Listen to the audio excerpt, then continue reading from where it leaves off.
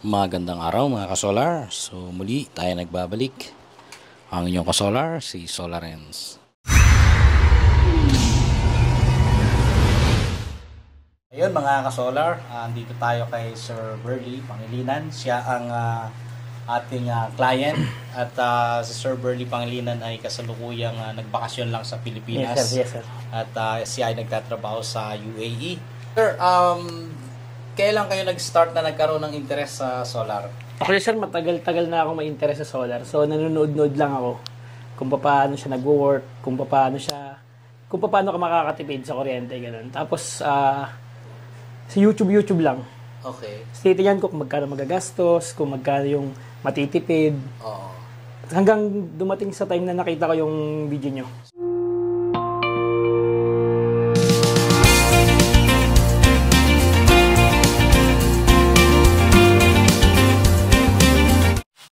So, nandito tayo ngayon sa Botolan, Zambales. At nag-i-install tayo ng 6 kilowatts hybrid on and off grid solar power system. At DEA inverter ang ating ginagamit, no? So, 6 kilowatts yan. At doon sa taas, yung solar panel natin ay 12 pieces. Lahat ng 12 pieces na yon ay 500 watts ang bawat isa. So sa ngayon ay nag-connect na lang tayo ng battery cable at saka yung grounding. At mamaya ay magte-test na tayo ng continuity kung tama yung ating mga connections. At pagkatapos niyan ay ipa-power up na natin pag na-validate na natin na tama lahat yung connections. Pero bago doon, ipapakita ko sa inyo yung tinatawag na safe mode. So, yung safe mode ay mahalagang part yon ng pagpa-power up, no?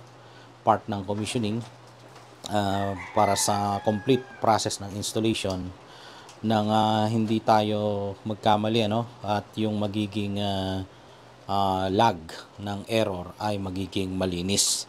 Wala tayong makikitang error doon sa device information. So, i-connect natin mamaya yung communication cable ng battery papunta sa inverter. At yung current CT or yung current transformer sensor ay ilalagay din natin. So, nasa 1 o'clock na tayo ng hapon at medyo mainit-init naman. So, hintay lang natin na matapos at yung separate load para sa EPS or yung essential loads ay ipapakita ko rin sa inyo. At may mga computations tayo dyan na lalo na sa mga controls para at least may idea kayo pagka nag-install kayo ng same na setup na ganito. So, mamaya ipapakita ko sa inyo yung kung alin yung mga i-set natin sa parameters para pwede ninyong maging guide. So, initially, ipapakita ko sa inyo yung part na gagawin natin para sa safe mode. And yun yung pwede ninyong tandaan para gawin din sa inyong part ng commissioning, or yung before na mag-power up ng isang system. So, ayun mga kasolar, ang gagawin natin ay papakita ko na ngayon yung sa safe mode. So, sa safe mode ay ito lang yung i-on natin sa grid. Kasi ito ay para sa ATS control ito. So, dun yan nakalagay sa ibabaw ng automatic transfer switch, kaya ATS control ang tawag. So, sa pag-conduct ng safe mode, kailangan ito naka-off lang. Tapos sa itong panel, i-off din natin yan. Kaya siya naka-on kanina kasi ginawa ko yung continuity testing. At nakababa yung solar panel. So, papapasukin ko mamaya para pumasok yung kuryente dito at makapag-setting tayo ay yung grid. Okay. And ito, pwede ko na rin namang itaas ito. Tingnan natin yung battery charge.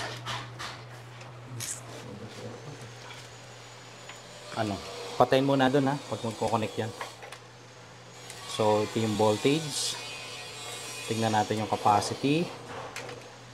Ayan, may nagamit na tayo para sa testing. Cycle 3 na, pero 80% pa rin yung charge ng battery. Ayan, so magta-top lang tayo ng line, then papakita ko na sa inyo mamaya kung paano yung complete set ng setting ng safe mode. Okay mga ka-solar, so gagawin na natin ngayon ay ito nga yung sabi ko na itataas na natin yung grid, ano? Papapasokin natin yung kuryente dito. So na-test naman natin yan, pero ngayon pwede na nating iabang din yung ating connection sa battery. So sundan lang natin yung polarity. Andito yung positive. So dito yung positive niyan, pumunta rito, sundan natin. At ito, naka-magnetic ring tayo na nagamit. Ayan, may magnetic ring yan. So pumunta rito sa positive ng inverter. At yung negative, ganun din, nakasama sa magnetic ring, papunta yan dito sa negative ng battery. Okay, so pwede na natin itaas to. Yan. At sabi ko nga, hindi pa natin i-on itong tiny switch. So papasukin lang natin yung grid. Yan. Saka lang kasi ma-utilize yung battery pag in-on natin ito, itong tiny switch, at saka lang magkakaroon ng load side. So sa ngayon ipapakita ko sa inyo na wala pa tayong production dito sa load side. So makikita nyo naka AC tayo, no? Papakita ko lang sa inyo na pagka naka off pa itong tiny switch na ito, dahil safe mode nga tayo, ay wala kayong makikita na 230 na volts dito na AC. So yung test probe tutusok ko, ayan. So wala pa. Saka lang magkakaroon yan, ano, after na ma-set natin, dahil sa ngayon hindi pa siya normal at saka naka-off pa lang. So magse-setting na tayo. Ayan. So initially pag nagse-set ako dito sa battery agad, at dinadala ko agad sa lithium, and yung capacity ng battery, ayan, 200 ampere hours. Kaya 200 din yung nilalagay ko dito, at tinataasan ko ng konti yung default charging. Lagay ko muna sa 50, tapos ito naman yung max discharge, nilalagay ko muna sa medyo mababa para hindi naman mabugbog yung battery. So nilalagay ko sa konting diferensya, nasa 10 amperes ang difference, at naka-activate yung battery charging, dahil mamaya i-adjust natin yung voltage ng battery. So balik tayo doon. Ayan, may mga settings pa tayo dito. Ito binababa ko sa 20% kasi yun yung depth of discharge. Tapos yung amperahe, ito yung sa charging current, ginagawa ko yung tinatawag na static charging, para hindi kumuha sa distribution utility at nang hindi madoble yung bayad ng ating client sa distribution utility or electric cooperative. So para ma-confirm, i-check lang yung confirm na yon. At next nyan ay yung sa lithium mode, naka-default yan, ano, yung lithium mode. Ibig sabihin na kung ano yung brand ng battery mo, yun yung i-adapt niya. At sa low bat, nilalagay ko sa 20%. And dito sa shutdown, pini 15% ko yan. Pero hindi na yan naabutin dahil nag-set na tayo ng 5 amperes na static charging. So tingnan pa natin kung meron pa tayong i-set. Okay, since percentage yan, wala na. So punta na tayo sa system work mode. Sa system work mode, unang-una, ina-adjust ko na agad yung zero export to CT. Since walang net metering, kaya hindi ko tinitick mark yung solar cell kasi magbebenta yan. At naka-default lang yung max cell power sa 6,000, and itong energy pattern nililipat ko yan sa load burst. Okay, then confirm. May next pa dyan, yung time of use. Kailangan naka-tick mark yung time of use mo, kasi yung pag hindi naka-tick mark yan ay nasa load ka lang, load side lang ang nagpa-function. So dito binababa ko sa lowest voltage, ano, nasa 20%, para if in case na ma-reach yung 20% na charge ng battery, ay possible na mag-static charging, and yung total load or yung consumption ng bahay ay kumuha na sa distribution utility. So, pwede nyo ring i-adjust dito. Depende sa gusto ninyong state of charge ng battery or yung level. Kung meron kayong ina-expect na brownout kinabukasan or madaling araw, pwede ninyong taasan yung percentage ng battery na ito para hindi maubos. And then, kinabukasan pagdating ng merong pumasok na yung brownout, ay may naka-reserve sa inyo na level ng battery charge. So, itong power naman na ito ay nagagamit din yan if in case sa oras ng alas 9 hanggang alauna na madaling araw ay ayaw mong gumamit ng battery power, ay pwede mong i-zero yan. Okay? So, sa time of use, okay na tayo dyan. Naka-check na tayo. Sa basic setting, tinatanggal ko yung beep. Maingay kasi. At sa grid setting, kine-check ko rin dito, ano? So, nakalagay naman sa 60 amperes at single phase. Ayan. And device information, makikita nyo malinis kasi naka-safe mode pa tayo. So, pagka tinikmark ay parines na natin ito, ay yun na yung magiging regular function na, kasi magkakaroon na tayo ng solar panel dyan, magkakaroon na rin tayo ng normal dito. So, ibig sabihin, mamaya makikita natin yung kung papasok yung supply galing sa distribution utility, ibig sabihin ay mali yung connection natin ng city. So, titingnan natin. At mako-confirm natin na nagko-communicate na ang battery kung ito ay, yung percent na pinapakita rito, ay parehas din dito. So, check natin yung percentage ng battery. Punta tayo sa capacity. Ayan, so 80%, ibig sabihin nag-communicate na, parehas na. At maganda itong battery na to kasi more than 200 ampere hours ang capacity. Okay. So, i-check natin kasi kanina yung voltage niya, kung gusto niyo makita, 53.44. So, 80% ang equivalent niyan. So, mamaya, pagka dito, makikita natin yung kung ilan yung papasok na power galing sa solar. Pag negative, ibig sabihin nag-charge. Pag positive, ibig sabihin kumukuha siya ng power galing sa battery. So, i-on ko na itong ating load side. Ito, pwede ko na rin i-on naman ito. Kahit kanina pwede na itong i-on. Kasi hindi naman magpa-function ito. Hanggang natin pinipress itong tiny switch na ito. Okay. So, i-press ko na. So, tingnan natin mamaya kung pag nawala yung X na ito, hintayin natin na mag-normal. At pag nag-normal yan, ibig sabihin, ayan so nakita natin kanina, ngayon na merong negative.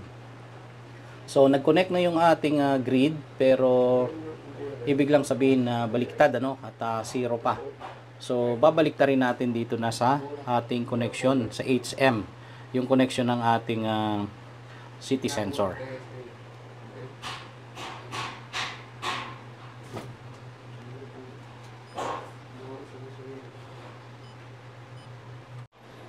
Isa-isa lang, bawal magdikit. Yung isa pa. Okay.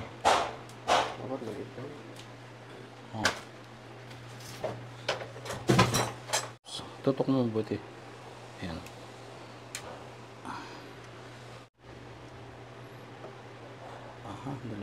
So ayun, napalitan na natin napagpalit natin yung linya ng current city transformer at nag-okay na.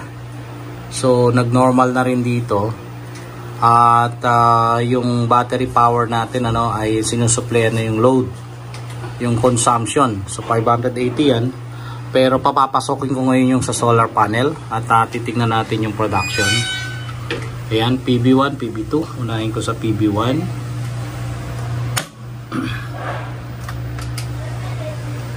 Ayun, meron agad. So, hintayin natin yung power kung ilan. So, 174, 1,305. Mataas. 1.7. So, 6 na piraso yun. At subukan natin yung PB2. Solar panel 2.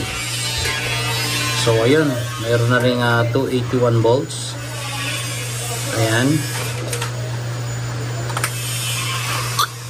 At meron na ring na harvest.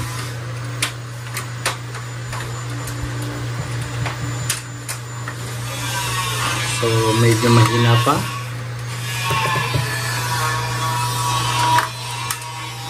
So ayan, kung makikita nyo, no, meron na silang consumption na 940. At yung kanilang yung production ay may sobra pa. Dinadala na sa battery kasi naka-negative na rin ito. Ayan. So yun ang safe mode natin. At para ma-confirm na safe mode talaga tayo, ayan, makikita nyo malinis ang device information, walang error na nangyari. So ayun mga ka-solar, no? Maganda ang harvest ngayon, nasa 4.5 na. Ayan, parehas na 2.2 ang production ng solar. At tingnan natin yung kanyang load. Ayun, mababa, hindi pagpapawisan, 1.7. At nagcha-charge na ng excess sa battery, 2.7.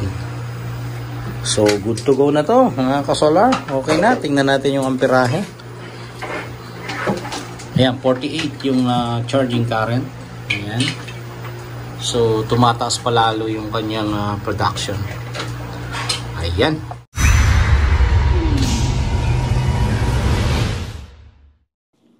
So ayun mga ka-solar.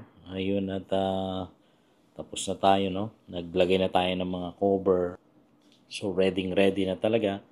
At actually nag-harvest na nga yan, kagaya ng pinakita ko kanina.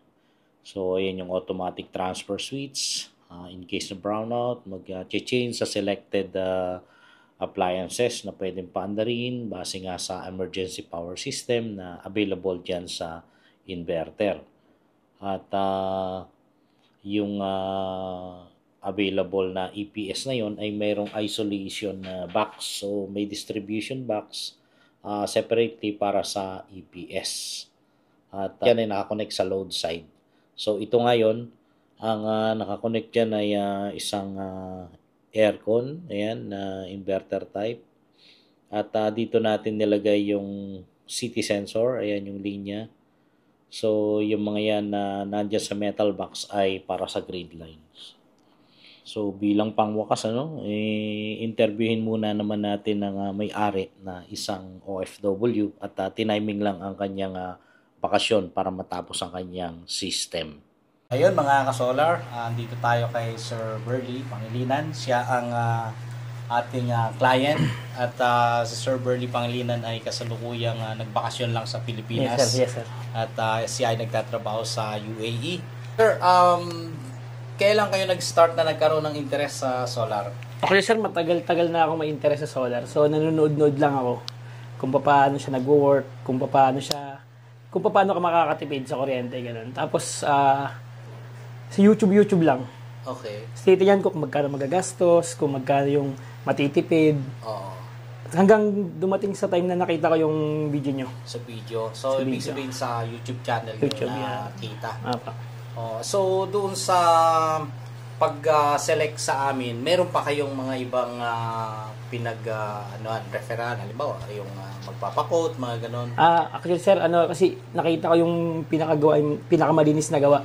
Tsaka yung pinakasakto sa gusto ko like 5 kb na 5 kilowatts. Oo. So nakita ko, sabi ko maganda, malinis yung pagkakagawa. Tsaka kaya nagpa-quote na kagad ako sa inyo. Okay, sir, kasi parang mabilis yung naging transaction natin. Although yung time na uuwi ka, sinakto mo lang.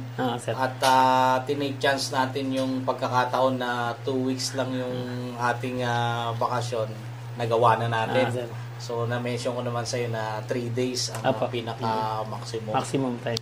So, looking forward, ano ang sa tingin nyo, magpapadagdag pa ba kayo ng solar panel? Kasi na-mention ko kanina na 1:1 tayo. Ibig sabihin kung 1:1, yung inverter rate mo, kung ano yung capacity niya, yun din yung capacity ng panel. Pero, eto kasi, kaya niyang umabot hanggang 7,800 watts. Siguro sir, nagbabalak din. Siguro, baka pagbalik ko na ulit next year, gano'n. Ayun. Mag-add ako ng additional. Oh, So, para ma-maximize din yung inverter natin. Oo, yung inverter inverter at yung Battery. productivity nitong battery. Kasi nakita naman natin maganda yung harvest kanina, nasa 4.5 pero hindi pa yun yung pinaka maximum charge current na nilagay natin. Maganda yung pwesto nung panels kasi pag ganito yung kanyang so madadaanan niya mula umaga hanggang hapon. So yun yung magandang pwesto para sa optimal harvest na tinatawag. So sir, thank you very much sa pagpili sa amin at mag-communicate tayo kung ano man ang magiging performance nito dun sa warranties. Nakasulat naman dun sa ating contract. So yun yung gagawin natin. Sir. Okay sir, Thank you very much po. Thank you sir.